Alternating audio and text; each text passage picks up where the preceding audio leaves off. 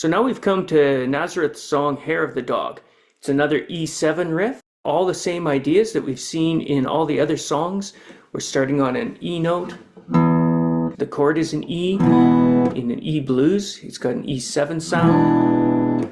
Roy Orbison and the Beatles used the E9 when they went up to the F sharp note. This one doesn't do that. It actually sticks to a straight pentatonic on each chord, not counting the movement from the G to the G sharp, the minor to the major third. So there's the E, G sharp, B, and E, the E major chord. There's a G note again, so that's straight pentatonic. And as we've seen in many of the blues, after you've been playing on the 1 chord for a while, you move up to the 4 chord. So in E, the 4 chord's A, and you move the riff there.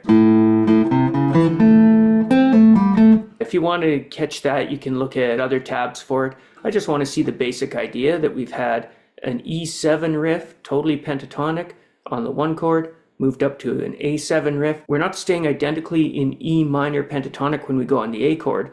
In fact, as we've seen in other songs, we're making a new scale, an A minor pentatonic on the A chord. Coming back to the E, then you get to use your power chords. E to G to A. G is one of the pentatonic notes. So a lot of rock blues just takes that one note from the scale and turns it into a power chord. And then the next chord is a D chord. Also one of the pentatonic notes. The 4th string open D to the E note. They're duplicated on the 5th and 7th frets. The chords are power chords, a flat 3 to a 4, and then a flat 7 to a 1. You'll hear lots of these chords, the flat 3s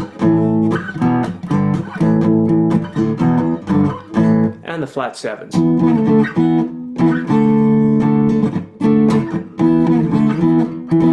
So that's E to D. This idiom is full of those chord changes, strictly representative of the pentatonic minor scale played in power chords. So you see how that one riff idea in E,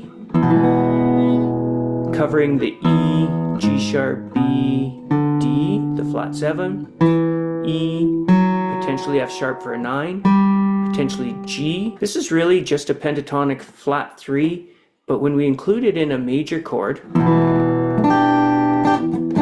we can name that chord an E7 with a G, which is higher than F sharp. F sharp's the 9, so G is considered the sharp 9.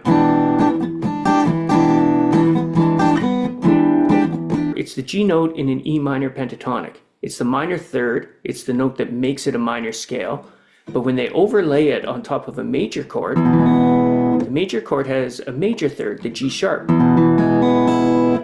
So sometimes you can consider it a minor third to a major third, as you would in this octave. We're just moving from minor to major third.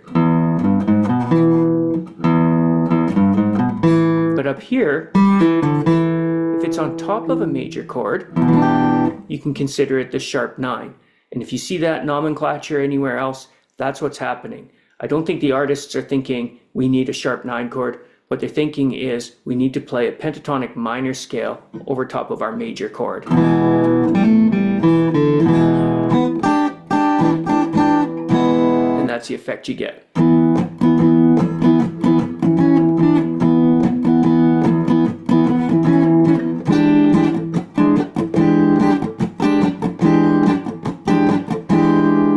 That's all I wanted to tell you about that. I just wanted you to see how that one riff, the E7 riff, has moved us from A major chord, where E7 is the 5, leading you to the A in Oh Pretty Woman, to being the actual root of an E7 blues song in Day Tripper, in Dwight Yoakam's Fast As You, and now in Nazareth's Hair of the Dog. Using the same notes and the same positioning, we see that Randy Rhoads played an A major key signature song on the F sharp minor, which is the Aeolian. So all of these songs are hovering around the same notes and the same ideas, which are just super convenient on guitar for rock, blues, and obviously even country songs. Hopefully that makes sense to you and is worth some time playing. Hopefully you can keep the Hair of the Dog song and Day Tripper separate in your minds. Most people have a lot of trouble playing one after they've played the other. Yours truly included. Take her easy, guys. Bye.